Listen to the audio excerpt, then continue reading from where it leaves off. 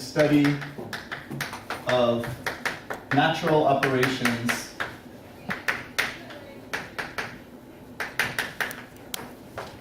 on loop and path spaces.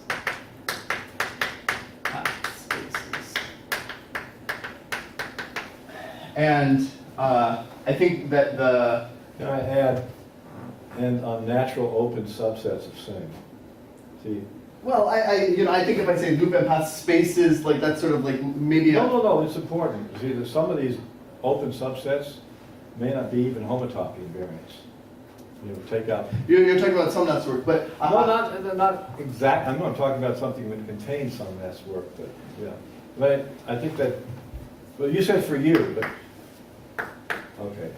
You can have natural open sets, and I think that... I think that is like a subset of a thing. That is a kind of a loop space. That is a kind of a path space. It's like some restricted version. Like I didn't say whether I was talking about a continuous one or a smooth one, or one that has like beginning and ending point, like branes or something. Like many different types we might imagine. Okay, fine. But I mean, I'm immediately going to restrict this. So I think. Most typically,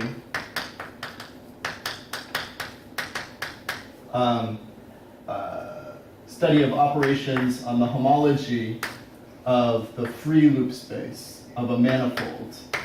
It's typically natural operations on the homology of the free loop space of a manifold where M is a closed manifold, and for me I'll even say Riemannian, but for now, in this board maybe I'll just say closed manifold, and LM is continuous maps. Do you want to say oriented yet? I don't know, sure.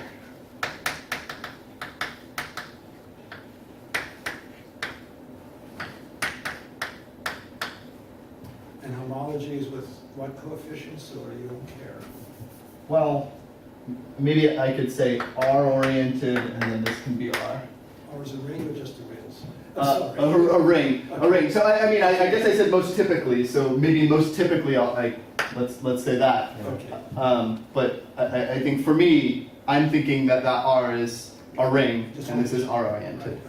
Could you cross out the word manifold? You know how you cross out a word or leave it there at the same time? Just put a cross through it. Yeah. No, not manifold, closed. But leave manifold. But no, I definitely don't want to leave manifold. There's a lot of people who do things like string topology for classifying spaces, things like that. So I think I've chosen like a particular thing to say here because it's like in the direction that we worked in. But like there's lots and lots of things that people do. I mean, yeah, absolutely. Closed is not necessary. Manifold is not necessarily. Well, manifold is more necessary than closed. For most of the things. I mean, like what about string topology on BG? Yeah. Well. I feel like that's somehow dual to a not enclosed manifold. Right. So, anyway, this argument is illegal. So I say most typically there are many variations. Dennis and I are squabbling over some of them. What I want to talk about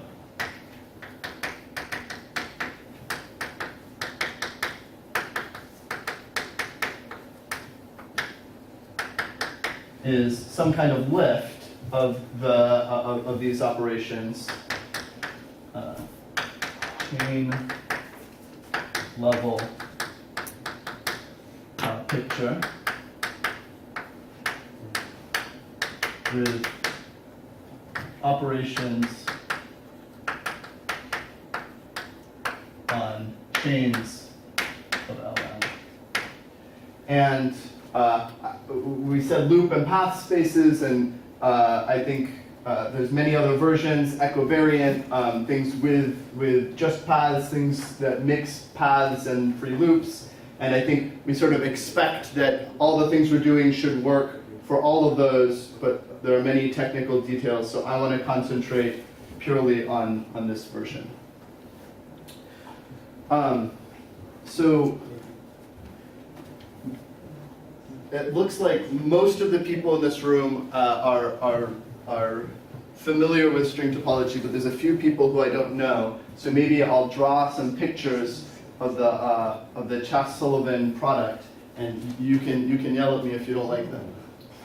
So, and I also should have said in that preamble, but that I've already invited Kate to come take the chalk away from me if I start to misrepresent anything in our shared work. I don't think she'll do that in review. She probably won't do that at all. Well, But I might. that's fine. I didn't invite you, but I guess I can't stop you. So, It's unnecessary to. so a tale of three products.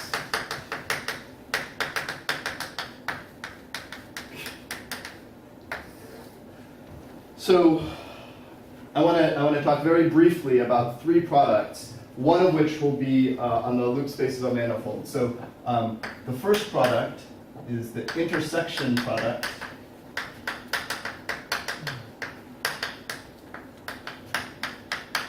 on the homology of, and for me now, this will always be I'll erase my eraser, closed, and now I'll add that Riemannian. I don't need Riemannian now, but let me just add it now. So the intersection product on, Why do you say closed? See, I'm gonna, really, it gets me, because everyone puts closed when they write intersection product, and it's not, it's only the duality aspect. I needed to bring the manifold in. I needed to bring the manifold back, and you see, I also don't need Riemannian now. I'm adding all the things I'm going to need later. Oh, okay. So maybe I want to add connected. Oh. Not empty. Right, not empty. Finite dimensional. So an intersection product on the homology of the manifold, where we can take two classes, choose transversally intersecting representatives,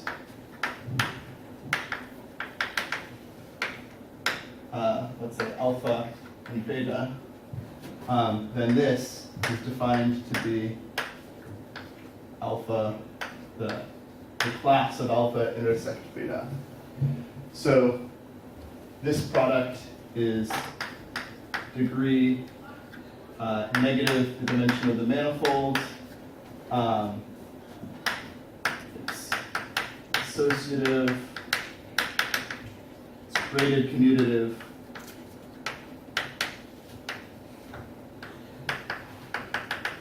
And in the case that M is closed, orientable is dual to the cup product on the homology. And maybe I'll add one more bullet point here, which is that there's a chain level refinement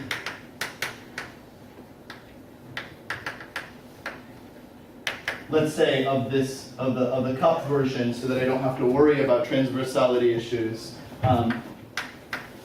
which contains strictly more information.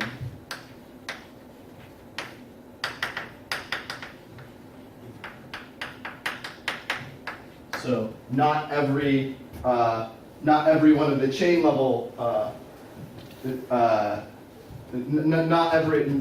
manifolds, pairs of manifolds for which you can't tell them apart from the intersection product on the homology, but you can tell them apart by the chain level version, maybe in duality, so that you don't have trouble defining it. Okay, so my pet peeve is when people do this, is that this is all true in the general case, except line 3 you say co-change with compact support. And then it's all true. No, but then you don't have closed then.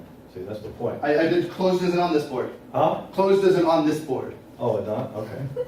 But you did Oh, you say. made I said- a statement? Is it written here? Is it written here? What you said? You'll never prove it. You'll never take me alive, Sullivan. He has witnesses though. None of you are leaving No, this no, room. I mean, the thing is, there's a discussion that's very natural for general manifold, and if you want certain other things, you put closed to that. And since Ralph Cohen started writing papers on this, manifolds are simply connected and closed for this theory, and it's totally irrelevant, so. Maybe we Not should, totally I don't think irrelevant. we ever say anything about simply connected, do we? Well, because they want to have the Hawkshell picture of the free loop space, so. Hmm. What we and say? this whole structure is an E-infinity algebra, What? and it's an E-infinity algebra Not yet. over Z. Well, look, I'm over R.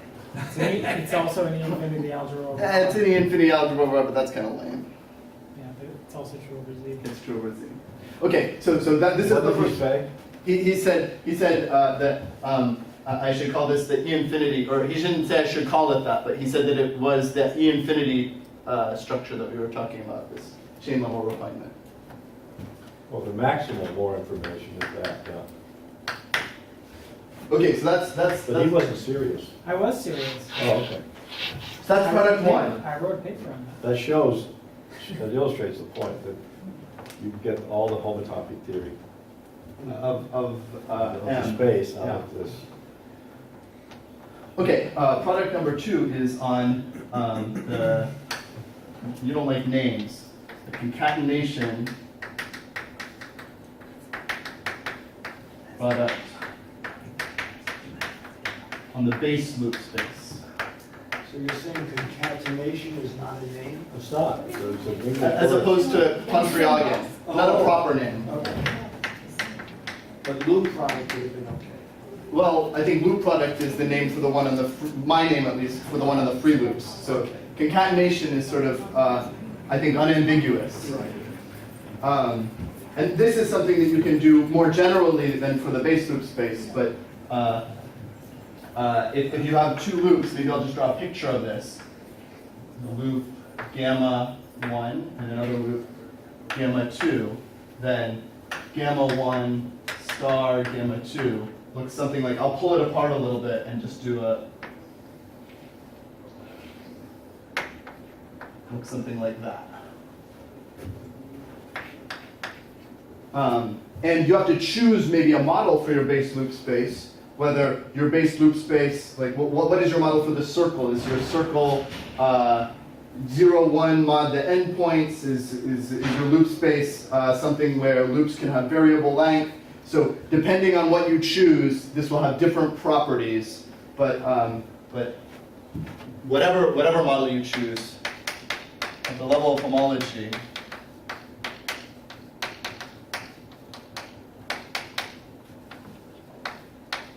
this is the base loop space, omega M. This product is degree 0.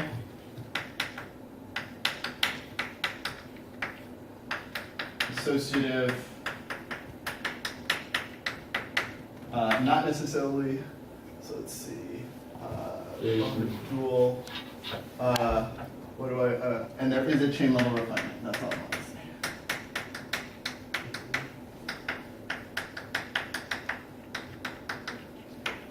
Well, you defined it. That's right. Yeah, precisely.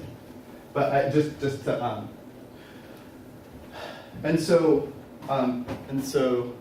the third product is the loop product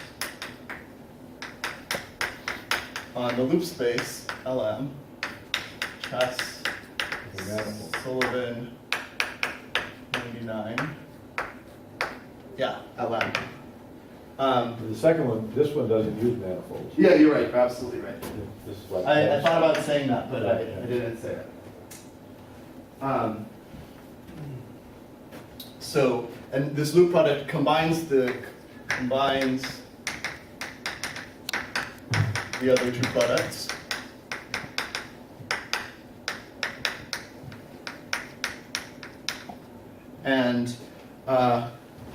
And so maybe before I say it exactly, let me add one piece of information that you have when you have the free loop space. There's a map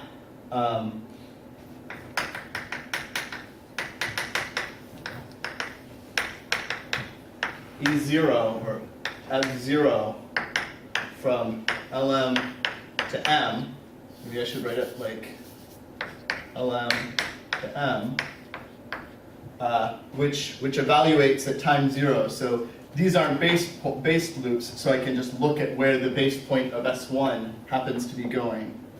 And if I want, I can say, well, the fiber above this looks like the base loops based at a particular point in M. So there's this map, and so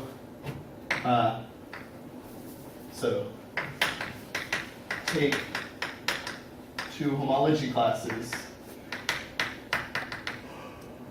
alpha and beta in H star LM, and then I can push them forward under F0. Look at F0 alpha and F0 star beta. And then these are classes in M, and I can take the intersection product of them, intersect them.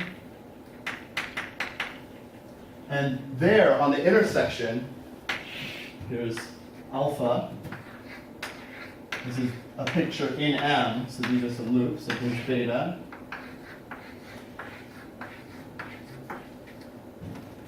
So at the intersection, I'm in the same fiber. So since I'm in the same fiber, I can use my second product and then concatenate. This is wrong, Gabriel. Okay. Well, because you can use classes up in dimension a billion on a free loop space and you still have this operation. And you evaluate, you get 0. But the reason why this wasn't discovered is because that doesn't work. I mean, if this would have worked, this would have been written down before. But you had to have somebody thinking about it who remembered the geometric origins of algebraic topology, where you intersect things. Intersect things can happen with cycles of much bigger dimension than the manifold. And then you have a map. You have to do it at the chain level. You can't do it this way. This isn't right. So maybe I want to look at these and I want to intersect them at the chain level. Right. You change that star to tic-tac-toe sign. Well, I think I think I was okay up to here, and then I wanted to choose my representatives and do it as you said, the chain. So are you intersecting them in LM now? No, intersecting I just want to them. make sure we get that clear. Okay. No, we have to just erase the form. You're trying to make it precise, and it's irrelevant to draw this diagram. Well, it's kind of irrelevant. Intersect two chain representatives. When you take the cycles, evaluate the cycles, and intersect the cycles. But don't think of them as homology classes, because their dimension is way above the dimension of the manifold. 0. Everything would be 0 then. Sure. Right. That's why, I remember when I lectured on this in Chicago, of course, in front of Grinfeld, he didn't understand why it made sense, because he's an algebraic. This idea of intersecting. And So the so, moment we have to pass through the chain, so to speak, even in this definition.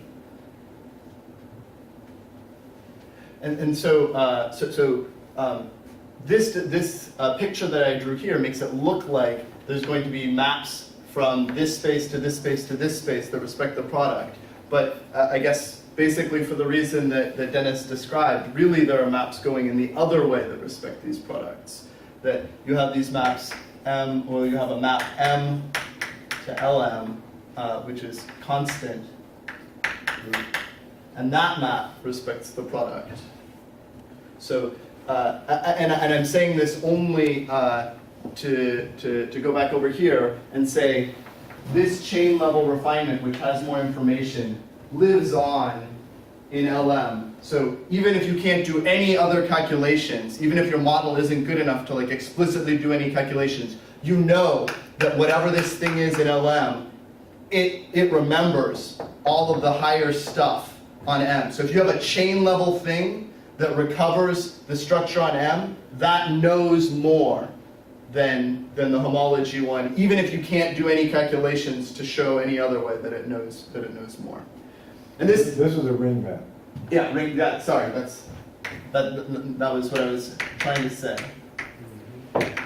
And the other map is, I mean, there's also a map to here, but I don't want to talk about it. Yeah. why not? I mean, I think I've already spent longer than I wanted to talking about this. I do want to say, like, I just said that this keeps the information of M, so it strictly remembers more. Logically, that's not necessarily true. Like, logically, there's something that I didn't prove, because this structure might already remember all that stuff like this structure on homology. Maybe, so this is like a side remark. Maybe the homology level structure on the loop space already remembers, depending on maybe the coefficients or I don't know what, some or all of the structure, the algebraic structure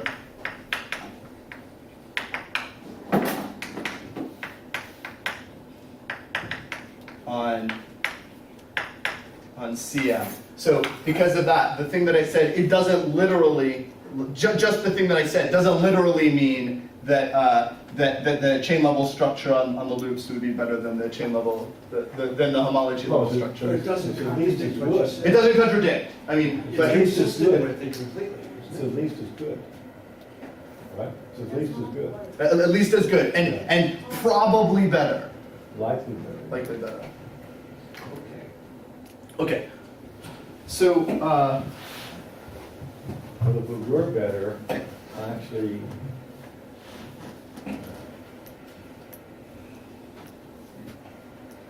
okay, so that's the end of a tale of three products. I'm gonna erase it before Dennis can cause any more trouble. So you're not going to make a Leave joke over the about table. the far, Take the far chocolate. better thing that you do than you have ever done before. They were the best of loops. They were the worst of Right, loops. right, the worst of loops. They were the loops that try men's lives. And then you'll be knitting something before it's all over, right? Yeah. I'm sorry. Can I just ask a question? Yeah. If this structure on the chains of LM that you're going to talk about were better than the structure on the chains of M, then it would have to be better than a complete homotopy. would you repeat his question? So I will repeat the question, although I disagree with it. So the question was, How can you disagree with the question? Right. I disagree with the way he phrased it. Oh. So if the chains on LM were better than the chains on M, then they would be better than a complete homotopy invariant. And did I write it? No, I didn't write it. I said out loud, maybe depending on the coefficients. So Okay. depending on the coefficients, the question is ill-formed because the chains on M is not a complete homotopy invariant with certain coefficients. That's one thing. That's a Weasley way to. Okay, well, that's one answer. And the second answer is that I put Riemannian over here. And so, depending on what the chain model is and what data it relies on here, that's no obstruction to it being stronger than a complete homotopy invariant, because maybe it's an invariant of something stronger having to do with the Riemannian structure. I mean, I have no sort of guess for that being true, but Well, actually, we talked about more information and giving complete homotopy. That's really for simply connected spaces. And for low-dimensional spaces, which are not simply connected, like three manifolds and Mach complements, the homotopy, two complexes, the homotopy type is kind of more geometric thing, so it's not really determined. So, for example, Sondap's result about lens spaces is in that context, not too far from being simply connected, because ZP is a fundamental group. It has a nice covering space, it's two-sphere, but that has this Q, and he found information about the Q, which is not a homotopy invariant in the string topology, but is in one of these variant versions that you were allowing in your language. So in that sense,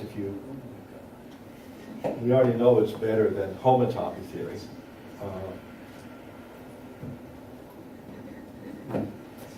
It's a co-product, not a product. There's another answer. It's Maybe not quite a simply connected non-homotopy invariant, which is sort of what we'd like to have. Is Cameron here? Yeah. All right. you just got a deer in the headlights look. Okay, so now I want to give a slightly different picture of the same product. Sorry. Yeah, go ahead. Of course, one of the points of understanding string topology for me was maybe it tells much more about manifolds than just usual homotopy theory. That was kind of a big motivation from the beginning.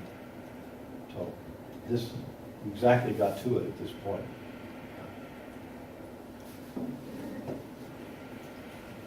I think there's also a point, Scott, that like whatever the structure is here, it's like a different algebraic structure. Like maybe it has, I mean, clearly from if I'm saying that this map remembers everything from n, then clearly it has E infinity as part of it. But whatever that algebraic structure is, it has more structure, let's say. And maybe some parts of that structure are easier to talk about and easier to calculate. I know this isn't like Dennis's style necessarily, but maybe like, there was that little back and forth about like, well, but how can you calculate with Mendel? Well, you can't.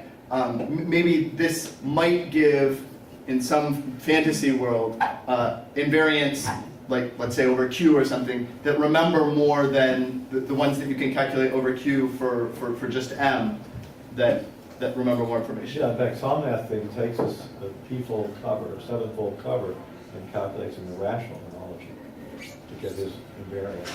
Perfect. Because there's So, question, presumably there could be an L of M of the same homotopy type with L of N, where M and N are not the same. It could be, the same homotopy type could have different free loop structures, and maybe a priori. A priori. And maybe there's something about, well, that happens with bases. no, yes and Yeah, no. for I sure. mean, there's natural circle action, and the fixed points are the manifold. Right, So it's sort of part of the manifold's sort of there as Well, fixed points. let me rephrase the, okay, that's very good. So I could have I can have an X which has two circle actions, and the fixed points by one action is a manifold M, and by another action is a manifold N, which are not of the same homotopy type. Why can't that happen?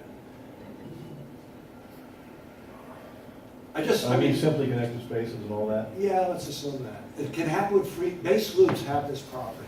You can have two completely different. Yeah, no, but you see the circle, see that there's this thing about homotopy theoretical fixed points. Right, If you have a circle action, you can find the right. homotopy theoretical fixed points that recover p-adically anyway, the homotopy type of the fixed points. Right, That's so, true. but they could It's be. true for finite loops, it's true for the circle. Right, but can't it be that you could have two distinct circle actions, so that the homotopy fixed point set for the two actions are not of the same No, they're homotopy functors. type?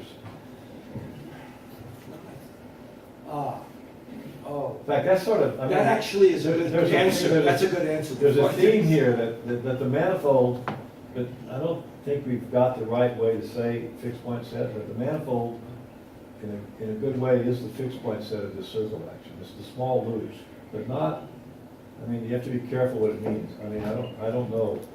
There are a lot of different ways to talk about small loops. Algebraic geometers have a free loop space. They have the germ of punctured disk around the origin and blah, blah, blah.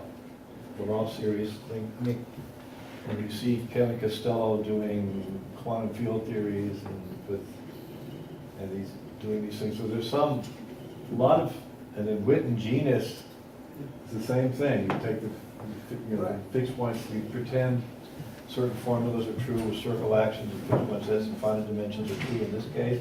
And you produce these things. There's a lot of deep stuff around those small loops. I actually had an example in mind, but maybe, And what? well, I thought so. You're Well, leading us on. no, you brought up, the two lens spaces, so forgetting about the string topology, the configuration spaces of these two lens spaces are not of the same homotopy type. Over That's Q, Well, excuse me? over Q even. Over Q, right. But the base loops are the same homotopy type, and the Poincare duality on the configuration spaces are the same. So they look a lot alike from a string topology point of view, but of course, they're not the same. No, but somnesthesis is actually doing string topology where you, on certain open sets in loop space, to distinguish them. Right, but So, if you don't do. But I mean, I think you just pointed to the answer. Like, if the configuration spaces can tell them apart, Right. then just without any algebraic structure, the configurations of multiple loops can tell them apart if the loops are not intersecting. why? If the loops are not intersecting, you can look at I guess Yeah, you have to concentrate on the sub thing where the loops are not linked, and then if the loops are not linked, then and then also concentrate on a sub thing with what? Linked or intersecting? First say they're not intersecting, then say that they're non-linked, and all of them are homotopically trivial. So that's some subspace that you carve out of that, and it's some subspace. I think that's a component. Well, then not the intersection You're not part. gonna tell them apart, right? But yeah, and that. Right, so some gadget of this will do Yeah. it, but the full machine presumably will not. No, but that's why I would say the full machine should include, because, think of this as a geometric discussion, Right. not an algebraic discussion. You do things diffeomorphically and variantly Right. and hope that you extract computable and meaningful invariance, like Dawson theory or something. Right. That's what we like. I understand. All right, I'm sorry about the It distraction. doesn't matter at all. I mean, Good. I have no particular goal in mind. This is a satisfying talk, the audience is following you. Yeah. Oh, wait. Let's not get carried away here. Onward, sorry. I mean, I haven't tried to say anything technical, so maybe if I do, then I'll feel dissatisfied. Okay, so I wanted to sort of talk about that product again, this third product, using the Cohen. I want to say Cohen-Godin. Should I say Cohen-Jones too? You can put them all in. Cohen-Jones, Cohen-Godin. Well, maybe that's enough for now. Framework. You want me to put 4 on? So I always had a little bit of trouble with this setup because they run so quickly to spectra. But I think it's important because our construction it's sort of easier to see how it parallels their steps. So I just want to just briefly describe this same product in terms of this framework. So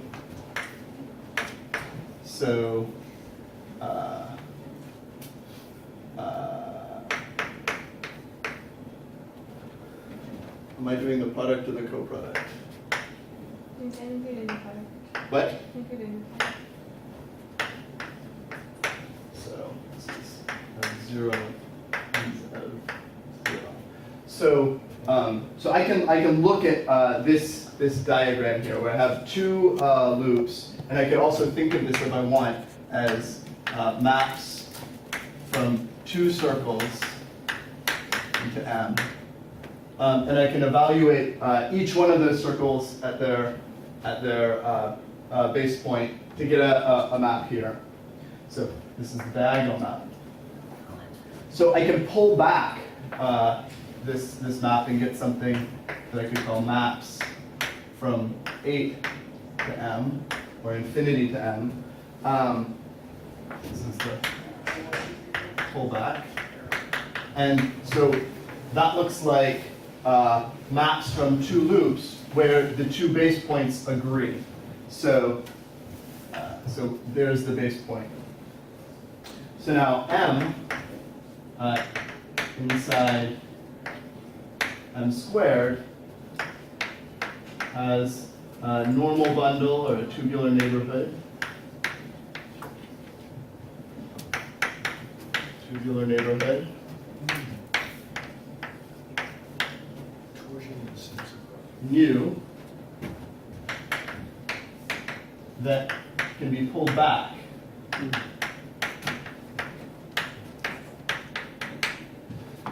And there's maybe some geometric points that I've never understood the fine details of about the intersection theory there, but because this is finite codimension, this pulled back thing is also finite codimension. So this is a tubular neighborhood of the same with the same kind of fibers.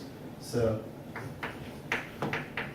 maps from A to M nu. Let's see, the way I comforted myself on this is I think of having an 8, and I think of the infinitesimal perturbations, move it around, and you can see That it's what's gonna going stay on. close, yeah. You see what the normal bundle is. I mean, you just gotta use the usual notion of what the normal bundle of anything is. If our, You see that it has the right dimension and element. I seem to recall there are some technical questions about, you know, when you make things transversal, like you said, you have to move things within the normal bundle, so the base points is not quite on the diagonal. But there is a paper that I never understood, which basically works out the fact that L of n to n is a locally trivial fibration, and we use that machine to make this precise. I'm going to completely avoid this because we're going to use diffuse intersection to get around this problem. Do you want to say something, Kate? It looked like you wanted to say something. I just want to have this here as like a picture of like, Right. This is the procedure that they used, and then let's see how we can do a version of this procedure. Okay.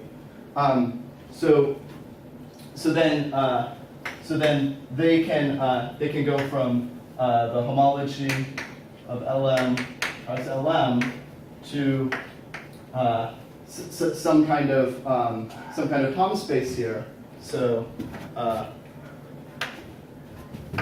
we could say homology of LM plus LM relative to the complement of this thing.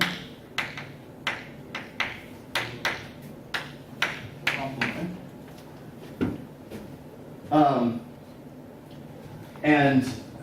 And then we can cap with com class of this bundle, and get to H minus N N of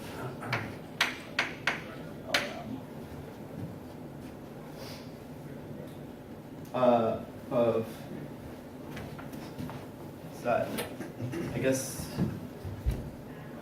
do I end up here or do I end up in 8s and then have to evaluate? Yeah, just one of these. Maps from 8 to M, and then from here I can just restrict to the outside of my 8 to get to H with the shift of LM. Okay, so this is a picture of the same kind of thing where this capping with the Tom class is where this intersection is happening, and pulling back from a map of 2 8s to the going around the outside is where the concatenation is happening. Okay. Can I just make a small remark? Yeah.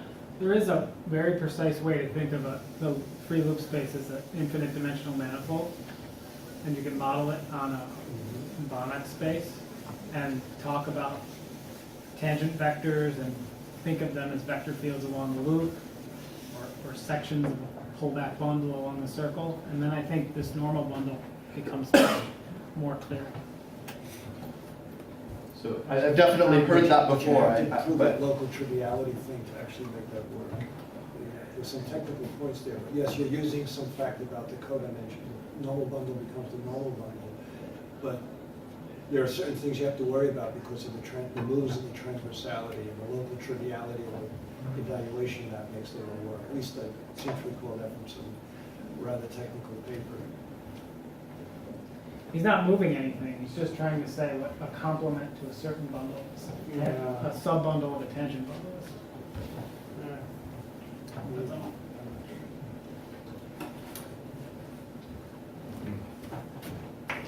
Okay.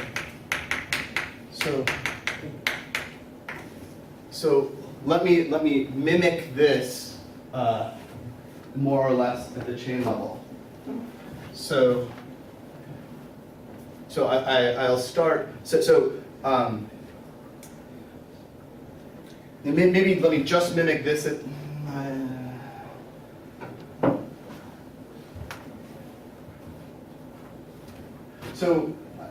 Maybe before I mimic this at the chain level. So I want to make a remark that that here I evaluated at 0 and 0, and there was really no particular reason to pick 0 or 0. I could have evaluated one of them at 0 and one of them at 1/2, or one of them at 1 and the other one at 1/3, or I could sort of think of having some operation parameterized by some chain in S1, across S1 of where I evaluated at. And that's just like the sort of first, the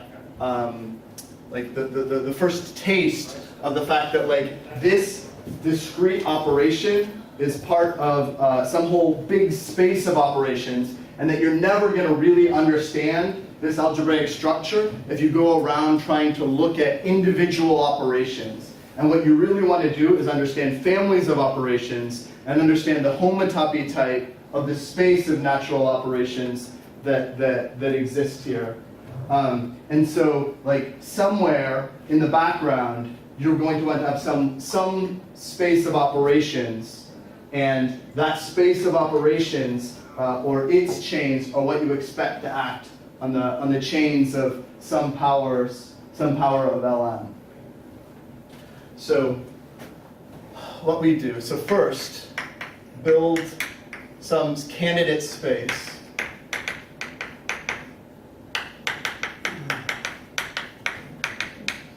Let me call it SDKL, that is supposed to parameterize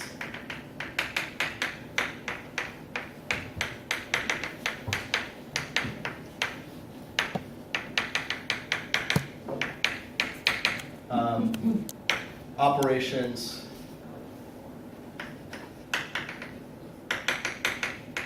from chains on LMK to chains on LML, and then come up with a construction, and then construct an action. So, sorry, is that L of M to the K or L of M to the K? Sorry, just a little. Yeah, no, absolutely. So how does this action work? Very roughly. So here I'll draw a picture. So here I have LM to K, and here I have SD KL. So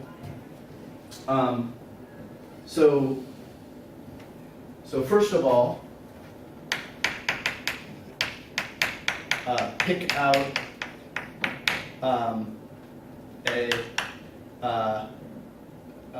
I'll put it in quotes, tubular neighborhood. And I put it in quotes because that it's literally a tubular neighborhood is not directly important to what's going on, and so maybe there's some problems of infinite dimensionality here that sort of not caring about whether this is literally a tubular neighborhood gets around, so that I don't need to know about the kinds of technical issues that Scott and Martin were talking about. Yeah, you don't have to say normal bundle at all ever again. And I want to draw this picture. So ooh, I think I should have switched the horizontal and the vertical, huh? Yeah. Okay. Well, I'll just draw it like this then. I feel like that's the way I want it to look. Yeah, I really should switch that. SDKL can be on the bottom, and LM K can be there. And then, so I pick out this tubular neighborhood. So where a point in SDKL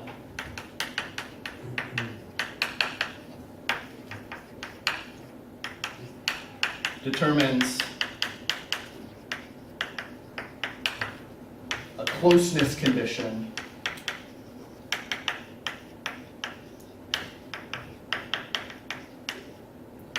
in LMK. So Maybe you can emphasize here that over here you were looking for like actual intersection, like with this figure 8. yeah, so this is an actual intersection, and then I'm taking a tubular neighborhood of that actual intersection. So this closeness condition, if I wanted to, I could pick out like a version of that was an actual intersection that is like maybe some core in here. Like I can tell what corresponds to actual intersection, and then I'm taking some explicit neighborhood of that actual intersection that satisfies a particular closeness condition that, you know, we built to technically do the things that we wanted it to do and to fit together nicely over this space. So build this, I say we build this space, and this space, I should say, like maybe like has some nice properties. So is a finite dimensional cell complex, and then maybe has a nice combinatorial description, which maybe goes hand in hand with the other thing.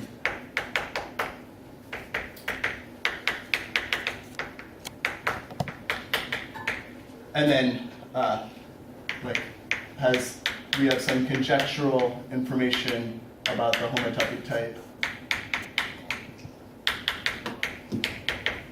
So, okay, so first I've picked this thing out. Like, let me call this, I guess this one is like S.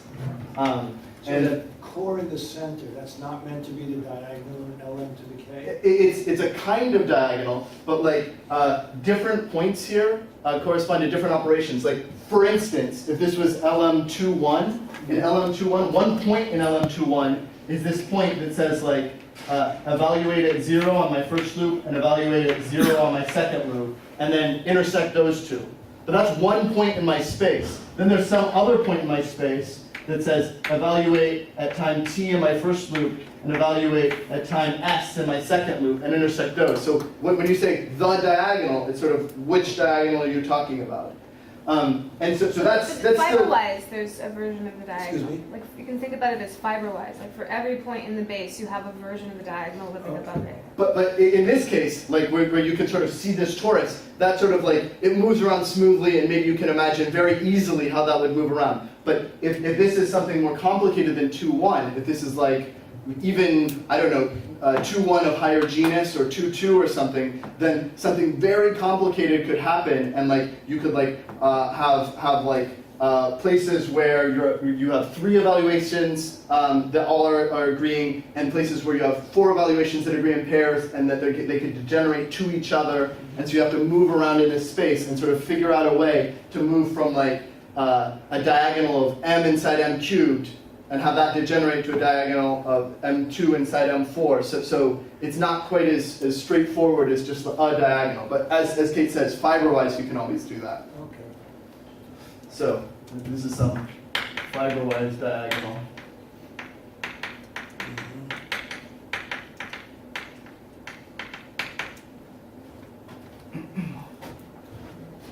So okay, so we've picked out this tubular neighborhood. So now I can do this first step here, and I can go from the chains on SD cross LM to the K into chains on SD cross LM to the K mod the complement of S.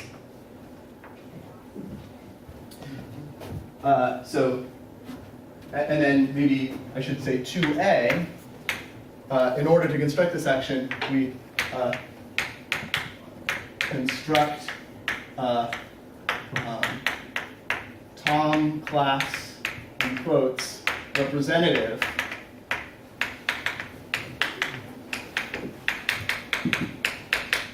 which maybe could be done using the kind of obstruction theory that Dennis was talking about in his class today. We do it explicitly, like actually build things using using the Meyer-Vietoris and things like that. Like, because our fibers change around in this way that I was saying in response to Martin's question, it's a little bit hard for us to do it using the kind of classical obstruction theory, because we don't have an actual fibration. We have some sort of fake fibration where, like, you know, maybe we think that the codimension is like somehow like the quotient is the same as I move around, but because we have some pair, it's a little awkward to use actual obstruction theory. So we construct this Tom class representative by hand with Meyer-Vietoris, and maybe I'll name it omega. Maybe, well, it doesn't matter. Then I can cap with omega, and capping with omega, which is a relative cocycle here, takes me to chains. What's S? S is this tubular thing.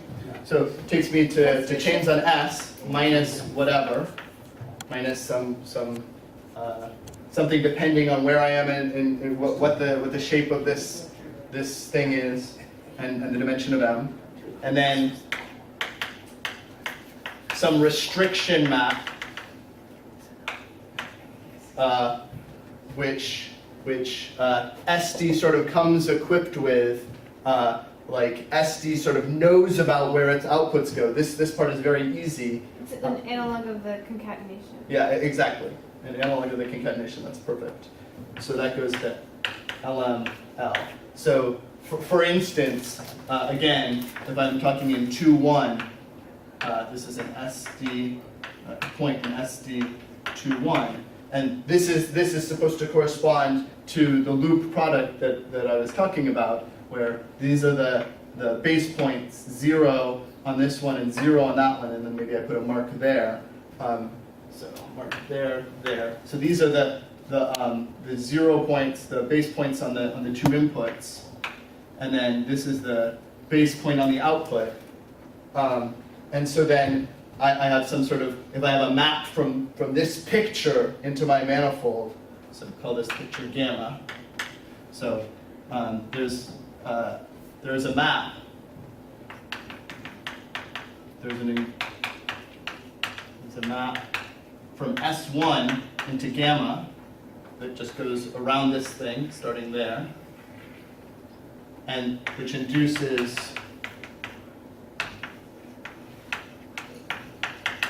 a map from maps from gamma into M to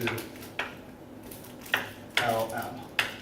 So this is the channelable version of that restriction map induced by the inclusion here. So by closeness, you mean the different choice? I mean, I guess the obvious question about the path that connects 1 to 2, there are different, if you have a pi 1 and all that nonsense, you have to worry about the choice of that. Absolutely.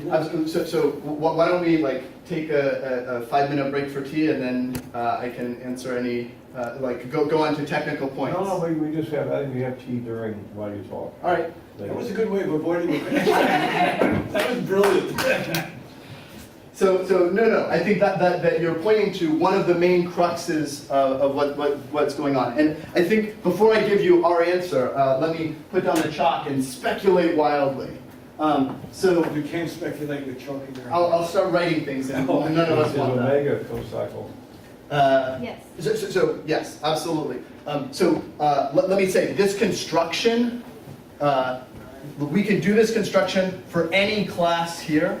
If the class is a cocycle, then it will have the right kind of invariance. This thing will be a chain map. We don't care what this cocycle is a priori, but if we want to recover the kind of string topology operations that everyone, you guys and Godin and everyone else have already built, then we should use this particular cocycle, or a cocycle in the same cohomology class as this cocycle. Okay. But we could use some other cocycle and get some other kind of No, operations. but I didn't ask which cocycle, I asked is it a cocycle? Yes. So that means you're not doing chain level operations which have some boundary which is equal to a non-zero other chain operation. So if it's cocycle, this will commute with the boundary. So the commutator with the boundary will be 0. Yes? These This will be a chain map. Yeah, right. So the commutator with the boundary would be 0. But you can imagine other operations where when things degenerate, the operation has a boundary. No. I think you misunderstood. I can start with a chain here. Oh, any chain. Any chain can live here, and so then when we come out the other end, then I'll get boundary there. This being a cocycle though is very important, so that the whole thing is a chain map. Yeah. So I was about to speculate wildly, I think. I speculate that you were about to speculate, yes. So I think string topology, the way that it's sort of like, in order to be string topology, like you really want this to be like an intersection. So our closeness condition, I demanded a long time ago that my manifold should be Riemannian. And we'll stay inside, this will depend on the injectivity radius of my manifold, and so then there won't be any problem with pi 1. I'll use, for this picture at least, I'll use a short geodesic segment and then do something somewhat, a little more complicated if I have a more complicated picture. Right. And then I'll get around to all that. But the wild speculation is that there's some string geometry that does exactly sort of what I think your question points to, that says like, well, there's lots of ways to get there, and like, I don't know whether whether there's a good measure, Wiener measure or something like that, but like, Yeah, I mean, what I was thinking of after your answer is that you could sort of understand the theme, you could sort of start making a simplicial complex using the connection or whatever. Going around those pictures but in different ways would give you a simplicial complex. As you go high, well, it's only for circles, so you're getting an element in triangles, I don't know. But there might be a way of codifying the different ways of doing it by some connection. So to paraphrase another, just as more of a question. So I'm trying to think of what this is. So you have a tubular neighborhood about the diagonal, and you're pulling it back somehow. So the points in the pullbacks are points which are close. yeah. The pullback of the diagonal is exactly the figure 8, but you're getting your points close by, and then you're also saying that I want my paths to be within that Exactly. closeness as well. Exactly. And this is a standard problem when you start pulling back these tubular neighborhoods, how you pick a route to take you back to the diagonal. And so our choice, we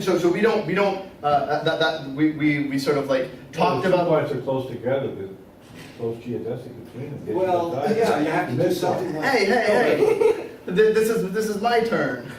I'm just Well, you want asking to a question. But you have to be a little careful, because that works for this picture. But if I draw, I want to interrupt too.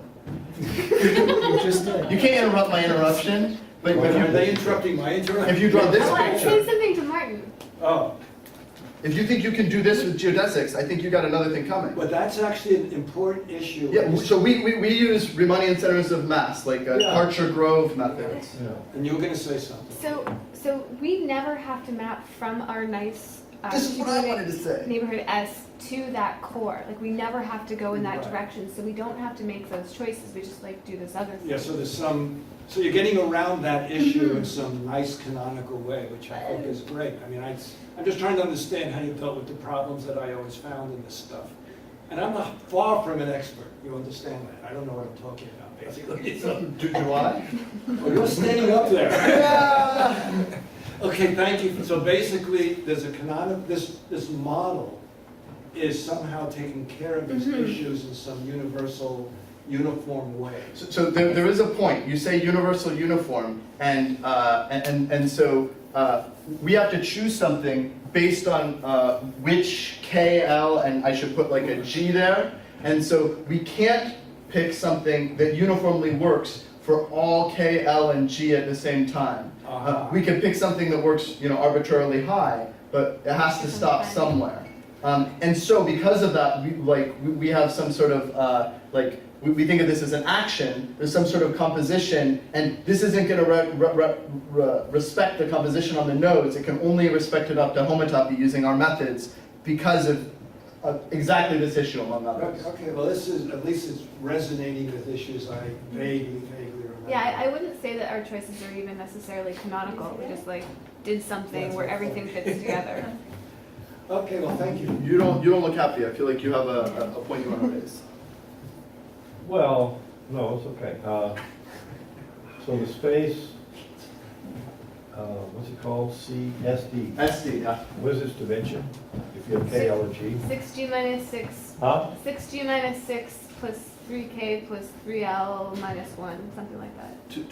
It's the right dimension. Like It's the right dimension. Yeah. And it is a pseudo-manifold. Huh? No. Oh, right, which depends on which one we choose, but with the right choice of which definition we choose, it's a pseudo-manifold, which, Has the right dimension. Right. Quasi-space. Precisely. Yeah. and I think, so I don't really want It's to, compactified also. I mean, some things have been pinched, right? this is compactified, some things have been pinched. I think we want to pinch more things. We haven't written that down yet, but we want to pinch more As much things. as you can. What? Just Yeah, as much as you exactly, can. exactly. And we just haven't written down carefully to make sure that the things we think are the things we can pinch is Pinchable. all of it. So we know some things that are definitely pinchable, but the question is whether we can A, describe that sort of with a compact amount of information, and B, whether we found all the stuff we can pinch. And I think we think so, but we haven't written it down. Yeah. Okay. Well, thank you for I have one more the question. answer, I think. Well, one more question. Are you going to naturally be able to do the equivariant case? I think so. I think to make SD work in the the equivariant version, it's trivial. The question that I think maybe I have, I don't know if Kate has this as well, is I am not good with equivariant homology, cohomology in general. Never take cohomology. Sorry, Don't even think about it. equivariant chains and cochains. So I don't know the right model to choose for Read our original paper. for this. That's a good model. In it. I mean, that's what I think if we can use that model, then there will be no It's problem. basically done. Yeah, We just I have don't to- think that's just a matter of writing. And so I said that we have these problems with respecting the composition.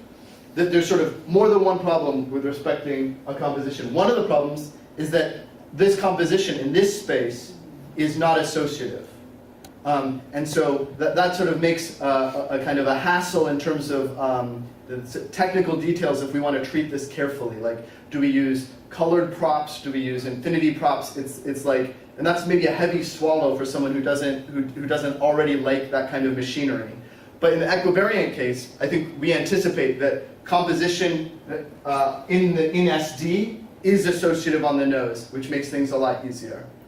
There's one other thing which happens. I just noticed this actually not too long ago, and I think it's a good opportunity for you, actually. And that is, if you sort of, well, if you write things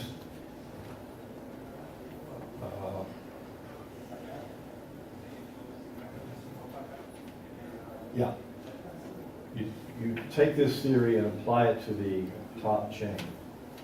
So you actually get a sequence of single operations, but they're not. Yeah, are you talking bound. are you talking equivariantly or I'm non-equivariantly? saying I'm doing equivariant. Equivariantly after we've No, finished. equivariant and non-equivariant, you can do this thing. You can restrict attention to the top chain, which has this interesting boundary. Right, and the boundary looks like it breaks into two pieces, and I think we anticipate that at least one piece of that structure in the equivariant will be this involutive by Lie infinity that like, Yeah. I don't know, we were talking about Right. 10 years ago now. Right, right, but the thing is, here's what, I mean, so you take that viewpoint where you get a bunch of specific generators and they're bounded and Totally. given, so you get a kind of presentation of a free algebra. Yeah. The operations and so on.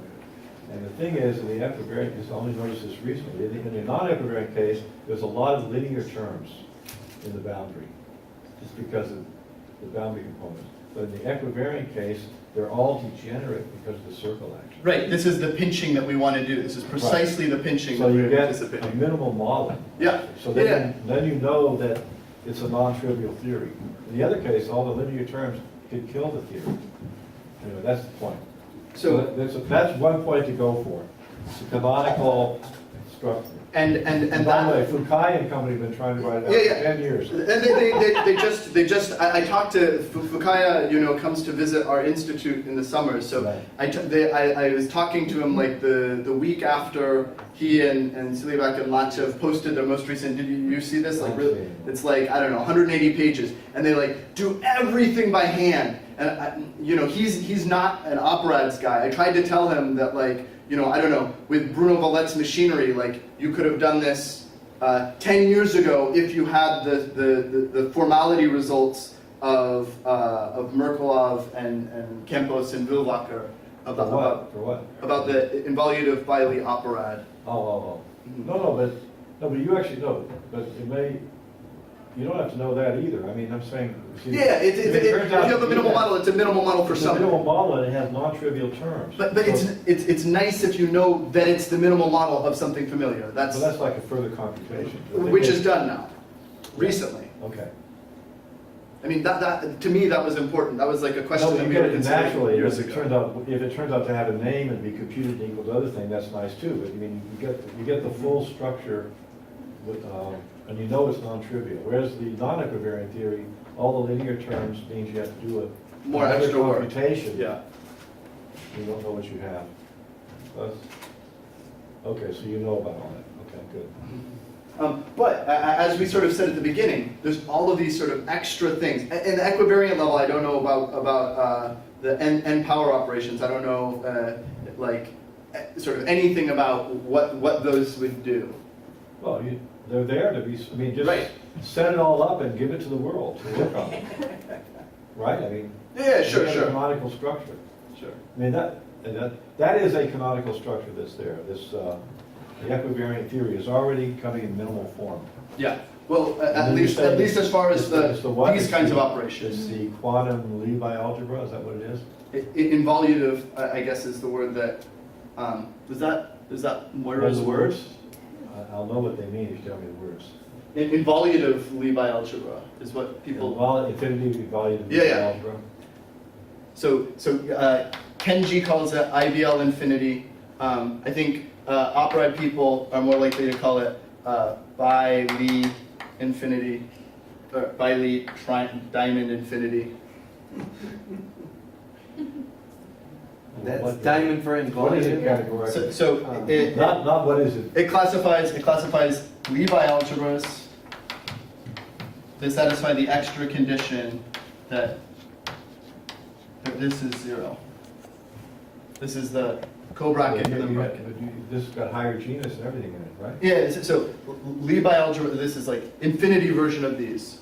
It absolutely has higher genus stuff. What does that mean, the infinity version of a bi-algebra? So, so You resolve the prop, I guess. yeah, you resolve the, well, I Just resolve properad. the prop, okay. Properad. Huh? Properad. Proper, yeah.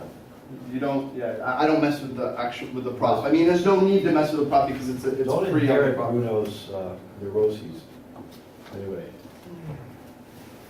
I mean, it's just technically more difficult if you Yeah, work at the okay, level of the so, prop. okay, you resolve the Levi algebra Properad. Okay, and the claim is this equivariant construction will lead to that. Absolutely. I mean, like You proved half of this years ago, didn't you? definitely less than half. Like with John and Thomas, we sort of set it up and like I think we were the first to like write down the conjecture that that structure was the minimal model of that, but I don't think we were anywhere near proving that it was. It was only like, I think last year, maybe a year and a half ago, that Okay, but see, these that's guys an proved end it. game statement. You see that, you say you do this construction, your general construction, you do it equivariantly, and you get this Lie by, one knows we get a Lie by algebra homologically, and then the end of the statement is you get the resolved version of a Lie by algebra at the chain level. I mean, that's an end statement. It's not an end statement because of those power operations. You can't neglect the power We operations. could throw them in too. You throw them in, but like then we have no sort of clear idea of how they interact. Well, you So- could say you have,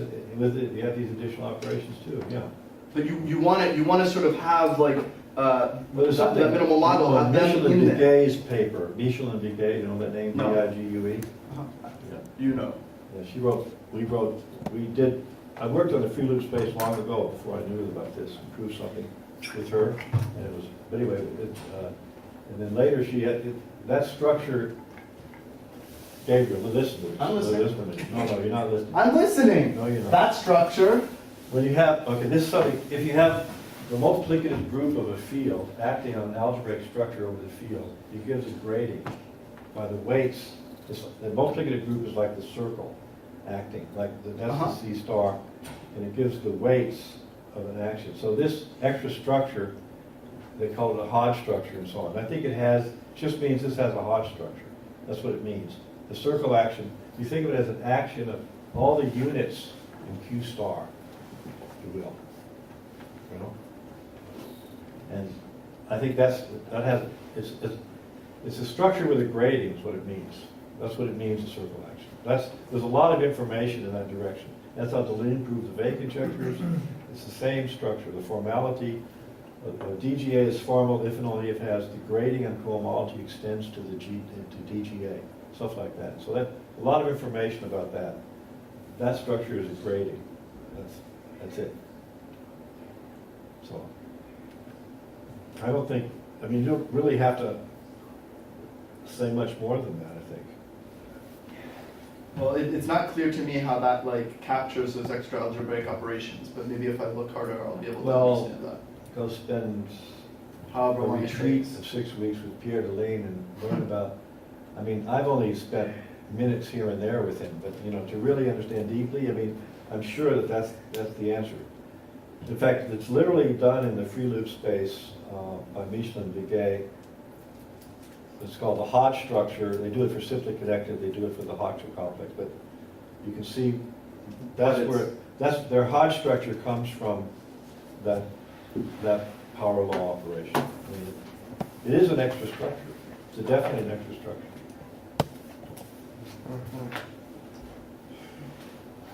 Well, that's just a hint about where to go with it. But I don't think you can actually say everything about what it means. It's too arithmetical. Even groups have There's a these lot of powers. juice in it, but that's the beginning of the juice. Absolutely. What? I just commented, even groups have these operations. What? Even Yeah. groups. Well, conjugate classes. Yeah. Yeah, that's the same thing. That's the same. The loop space is the ultimate conjugate class. And you could describe that in some ways as being something like a Hopf algebra. So, I mean, I agree, like it being arithmetic does pose problems. Well,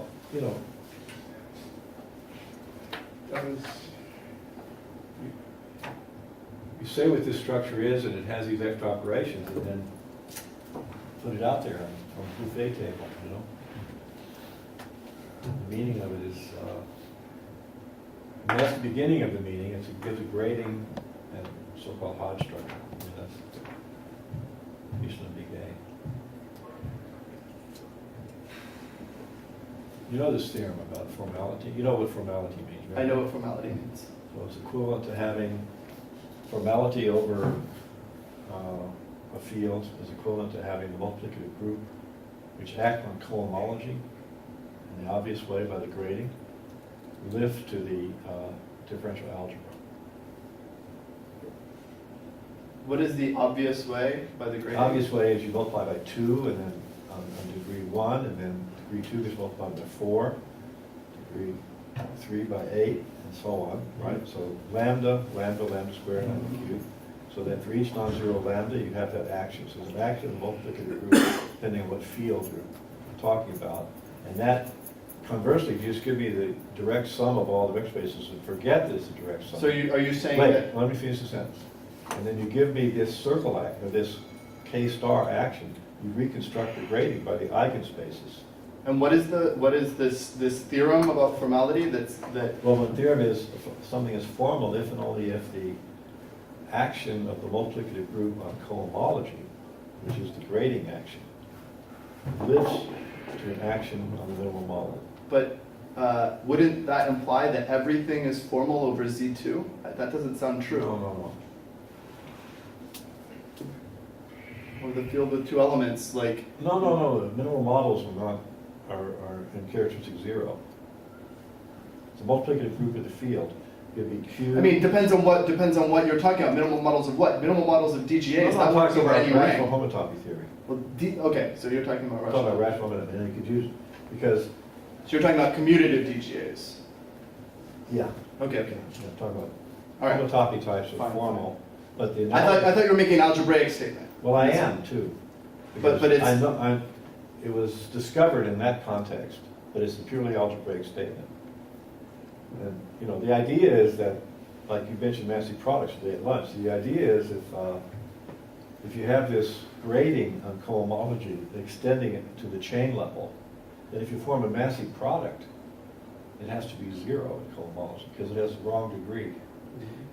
I mean, that can't quite be right, because if that were true, then this would work for A infinity things, and then it would work over Z2, and over Z2 No, there's this is a characteristic 0 statement.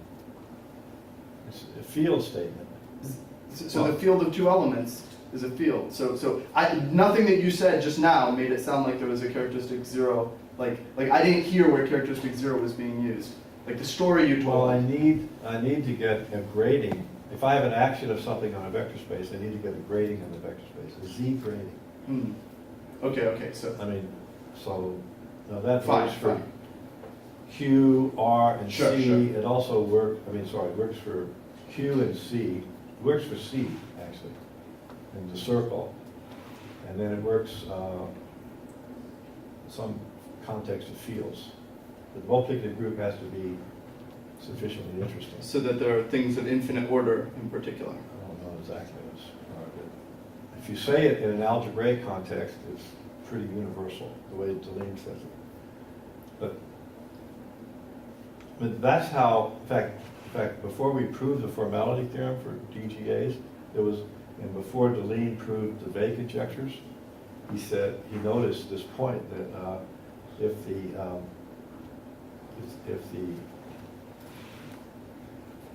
Weck conjectures were true, namely that certain eigenvalues of the Frobenius had certain absolute values, that's what they are, that gives you a grading, and then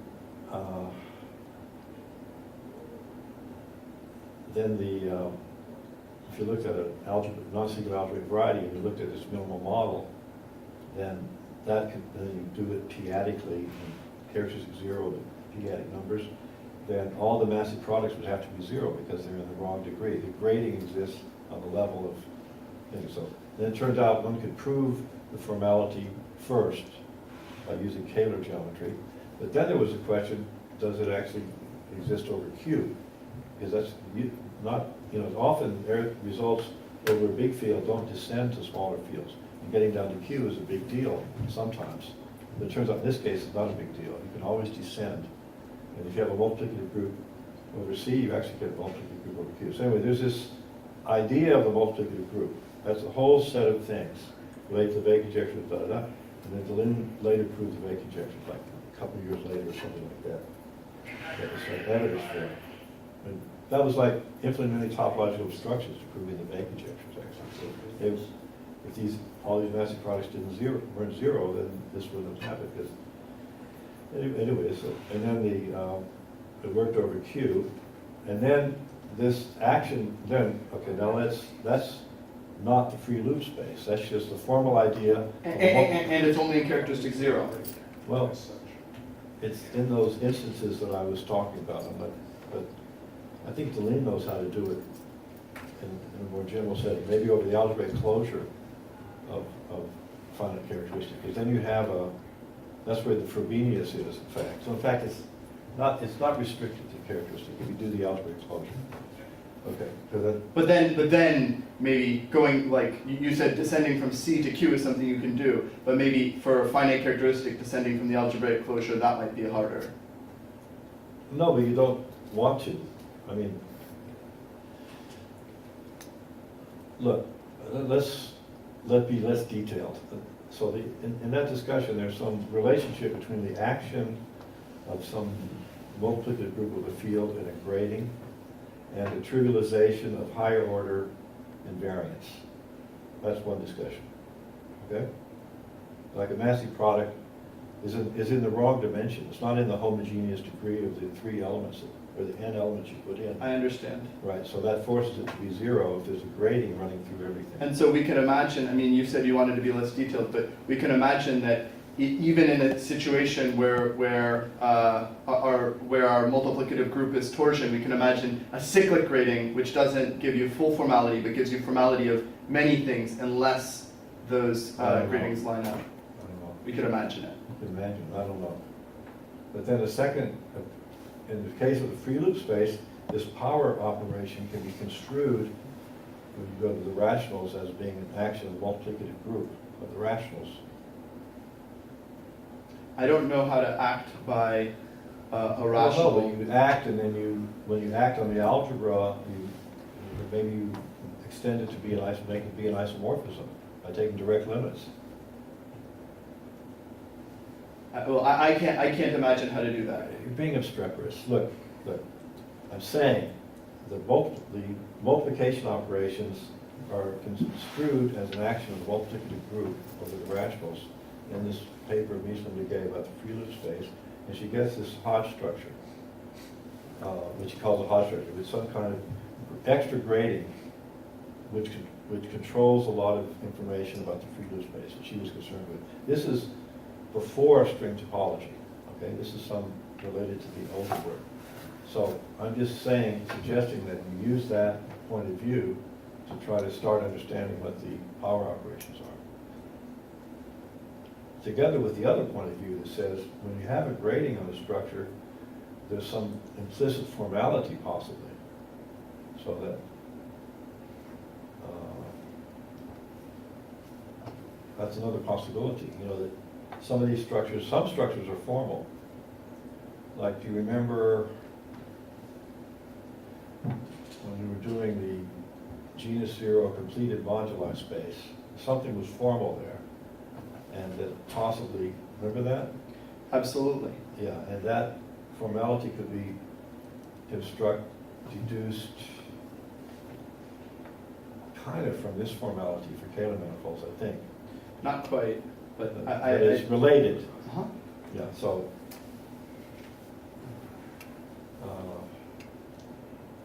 So it could be that here, there's some formality. I would certainly hope not. No, but it could be very deep. I mean, that's all. It's just. To the level at which there's formality, like then doing things on the chain level is sort of seems like a futile exercise. If things are formal, then No, working at the well, chain level. Well, certain aspects might be formal. Sure. You want to be formal.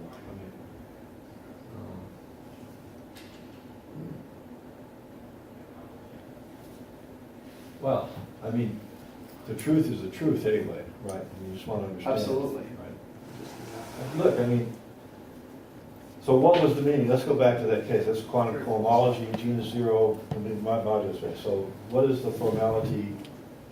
How is that, I forget now, how does that fit into the structure of things? I mean, it doesn't fit into this topic. No. Yeah. But I'll make it fit. Don't worry about that. Just remind me again what it said. so. Like in Manning's book, he only worked with cohomology, Uh-huh. and he was okay.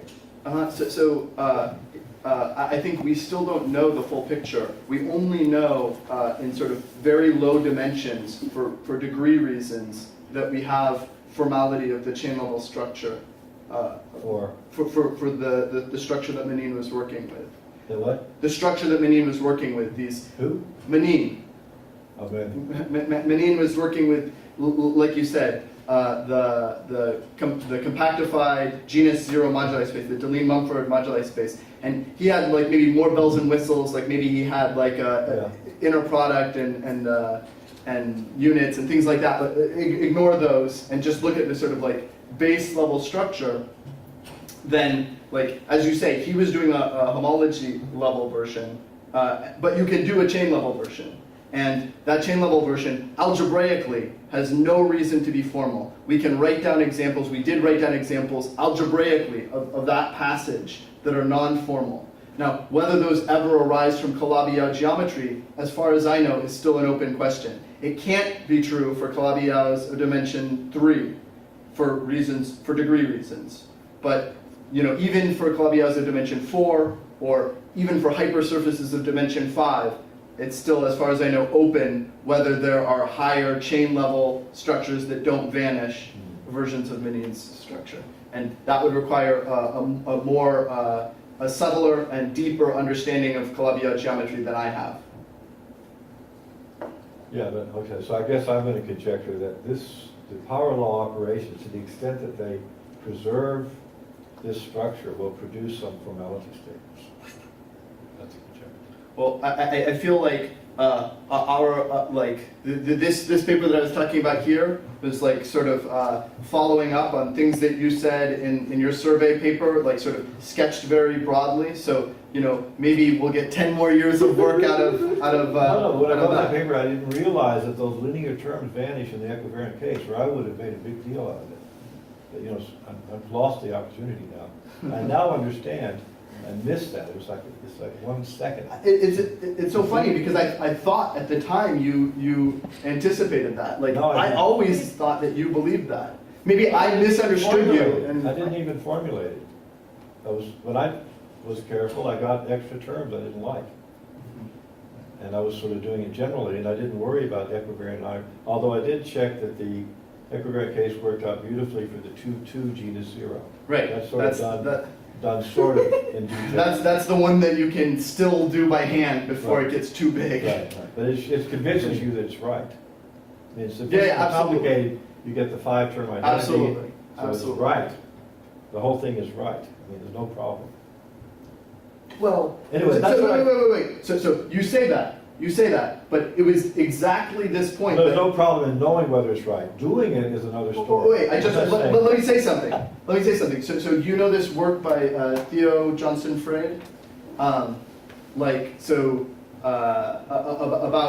Frobenius structures on the chains of a manifold. So he showed that you can do something dioperatically, but you can't do it properatically. And the way he did this was by analyzing some obstructions, and those obstructions, like everything worked out fine for the first few steps, and then like sort of at the last possible moment, which was a little bit further up than 2-2 genus 0, then there was a problem. And so like it looked okay, and then at the end there was a problem. So I think, you know, like Got the wrong formulation.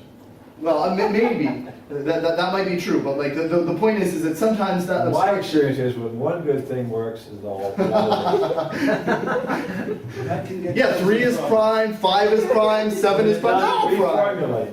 That's the physicist proof, right? No, that's very interesting. I mean, now you have to see how this, I mean, look, I spent these 20 years at IHES, and I learned 1 or 2 or 3 things. One of them is a grading on a structure is an action of the multiplicative group. And that was a very powerful tool for formality. So, and that's what you have here. So, it means, what does it mean in your setting? So the structure you get on cohomology is what? Just the Levi algebra, or you get the higher genus thing too? We didn't write down the equivariant case, but we would get all of it. Which would be what?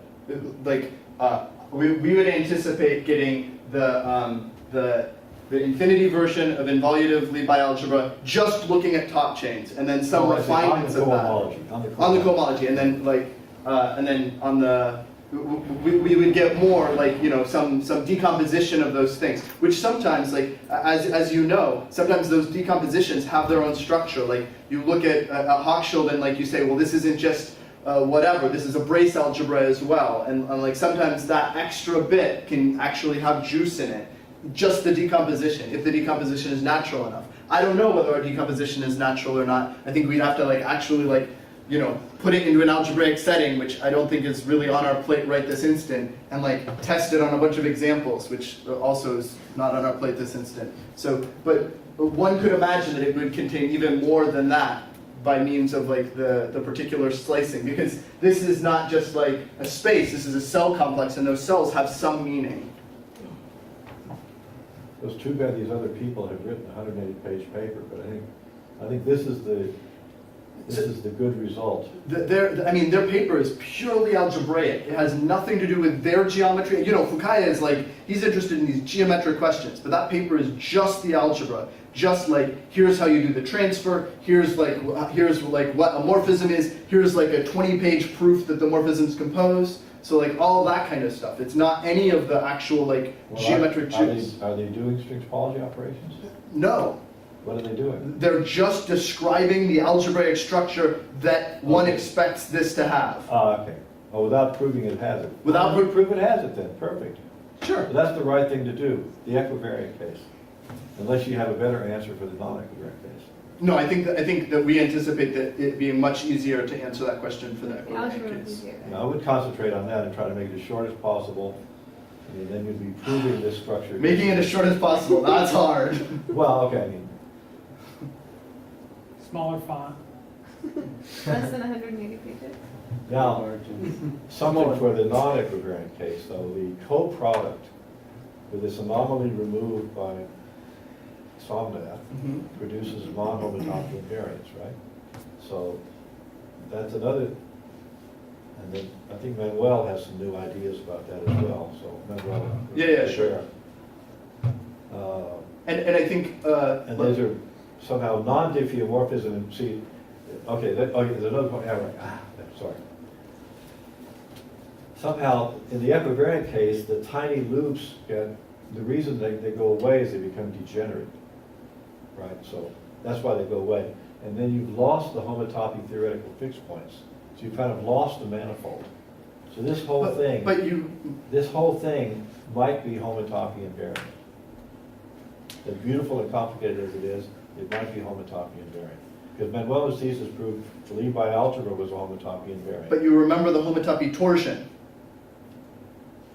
What? Homotopy torsion. What do you mean homotopy torsion? Like you lost the fixed points for sure, but like there are these things that are cyclic, like cyclic of some finite order. This is S1 acting, right? But S1 has all these finite subgroups, and so you remember all of those finite subgroups. Like there are things that are fixed by every one of those finite subgroups, like the images of these power operations, and so that is still remembering something. The homotopy versions, the homotopy torsion, I don't know if that's the right name. So I don't know what that remembers, but I feel like you haven't lost everything just by throwing away the constant. I see. All right.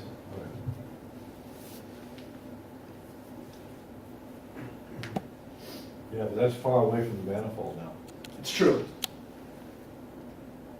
So, I mean, the non-equivariant case, or the combination case has the fixed points in it. I mean, The right combination case should also have paths. Like, this is another thing that, like, you know, should be straightforward to write down and have some technical details.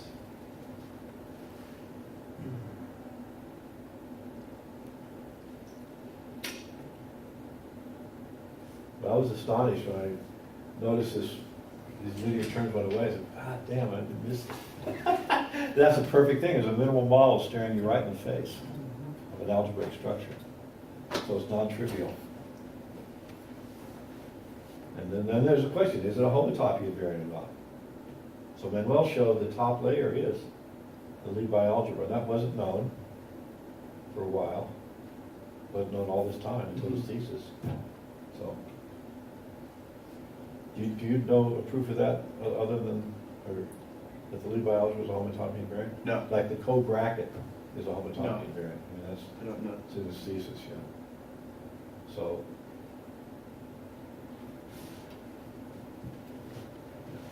well, that'd be a good application of your technical work, the covariant theory. And produce this thing that they're talking about in 180 pages, right?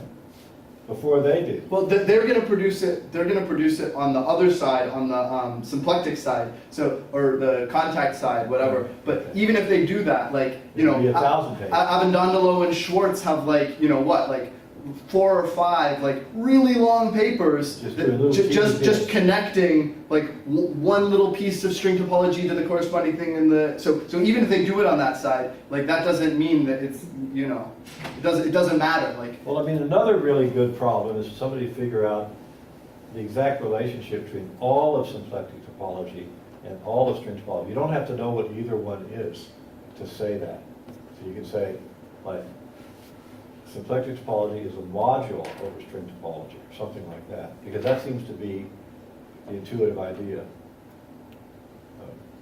So, I mean, that's another very good problem. What is the, besides, maybe it's easier to solve the harder problem. I mean, of course, there's the problem that like the symplectic topology isn't well defined. No, well, nor is this. Yeah, it's true.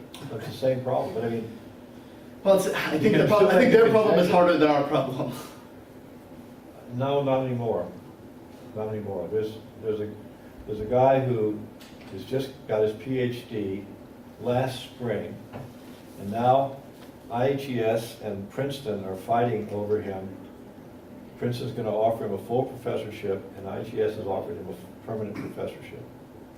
And he has finessed these analytic difficulties, I think, in symplectic topology, because, in a sense, his ideas may even help here too. But since there is some slight inappropriateness about choosing a Riemannian manifold and doing some beautiful, careful construction here.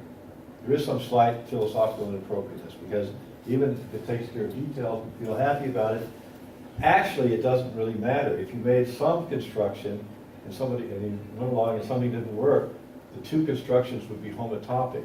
So there's this idea of acyclic carriers, remember? Is very important in topology. So you don't really have to choose the homotopies and fill things in. You have the idea of an acyclic carrier, then you proceed with constructions. They're not explicit anymore, but the acyclic carrier holds everything together and you go all the way to the end, right? So it's conceivable there's some ideas like that using higher categories or whatever. So there's some perspective in which certain technical geometrical details are automatically finessed. So maybe you can answer a question about this then. One problem, not the only one, with us doing our construction with non-compact manifolds is that we don't have control over the curvature and injectivity radius for an arbitrary Riemannian structure. But I feel like maybe you're saying there is some choice of a Riemannian structure where we would have whatever the lower bounds or upper bounds that we needed were. Is that? No, that would be rather more sticking to your viewpoint and doing it technically. Or well, yeah, you could say. I mean, like I don't even know that this can be done our way or some other way like I don't know that I can if I've got a puncture. And I got 2 points on the side of the puncture, that are close, whatever that means. I don't have a Riemannian manifold anymore. I just have 2 points, approaching each other from the opposite side of the puncture. I don't know which path to take, and which path I take changes the homotopy type of this outgoing thing. So we, as you say, have this technical thing, and we'd require some sort of if that puncture looked like a big infinity thing, then those points wouldn't actually be close, and we wouldn't have a problem. If it looked like some not a cusp, but a big hyperbolic boundary component. But These are points on the Riemann surface or in the manifold? in the manifold. So if I don't have the Riemannian manifold, then I don't know how to do that. But I feel like you're saying, like with acyclic carriers, well, if there is Yeah. a way to solve it, then it doesn't matter which one you choose. Which I sort of had No, but I mean, we all understand this idea about acyclic carriers. Means certain constructions, you don't have to actually explicitly. if you know this space is not empty, and Yeah, you have to, that's sort of what I was. no, but I mean, I'm trying to, But you have to know all the structures are trivial on the models. yeah, I mean, that's what makes it all work. right. If you don't have that, you need like a Poincare lemma, an E-infinity Poincare lemma or something. Well, I think this person got the right notion, soft notion of coordinates. When you see, in their theory, they're solving some equation in some infinite dimensional space. You're sort of intersecting a Fredholm thingy with another Fredholm and getting finite dimensional things and stuff like that. And then sometimes they can't do the transversality. So there's a lot of technical issues there. He sort of found a way of talking about coordinates that contain the equation, but not the solutions of the equation. And a nice category for dealing with this, so it becomes soft. So you do the constructions and, see, in a way, that's what you're doing. Your Tom class is a softening of the transversality too. You just cap it with the Tom class, and then that takes care of the intersection, right? So that's like you make it kind of soft. Once you have, Absolutely. once you get this Tom class, it becomes soft, right? So he's done something analogous to that in their setting. It's like he's built this Tom class idea. His name is John Pardon. Probably heard his name. He's already a leader in the field. But I think you said that theirs is more difficult, but it may not be. This guy may have, he's found the Tom class point of view or in the right coordinates, and so that even in this infinite dimensions. Well, their papers seem to be longer than the string topology papers, which are already pretty long. His too? I don't know his. I'm saying like historically, like maybe he's This is revolutionized. I don't thesis. know. It's his PhD thesis.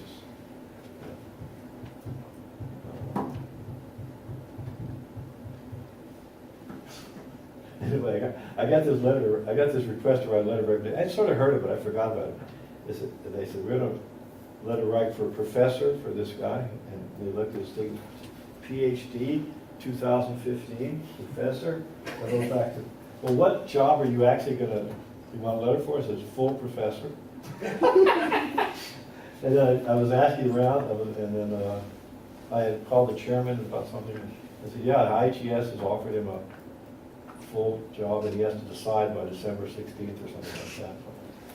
I think I so. feel like Then I retired. read- Maybe you're not supposed to be- yeah, I didn't know anything about this guy. So he's written 11 papers. So I got them, 10 of them are on archive. You read them. They are the most beautifully written, perfectly correct papers with intuitive introductions, clearly outlining the field, giving the statements, then giving the proofs, then giving the precise proofs. Some of them as complete geometry with all the details, you'd love it, things about the plane and stuff like that. And then his thesis is about this infinity category. It jumped over into this other world. He jumped from the Gromov-Thurston world into the Savage world, you know, and it seems to be a master of both. He's 26 years old. But he was valedictorian at Princeton and stuff like that. Can we change the topic? No, but you read his papers. I was feeling like that too. I got to read 10 papers, and it took an hour and a half. I read the 10 papers. They were so clearly written. I didn't read the proofs. No, but I could understand the ideas, you know, and the statements and the ideas, you know. Okay, I believe he proved it, you know. It's wonderful. But I think he's solved that problem. You know, yeah. Last year there was the 4 groups came to, there are 4 schools of thought about how to deal with this problem of the moduli space and symplectic topology. There are 4 different groups. There's like analyst group, Fukai OOO group, what's the guy in England, Dominic Joyce, 2-category group, and this guy. And I didn't go to his. I said some graduate student has another. So I've seen enough of these theories. I didn't go hear his. But he may be out front. It's 4:00. All right. We'll catch a train. Thank you, Gabriel.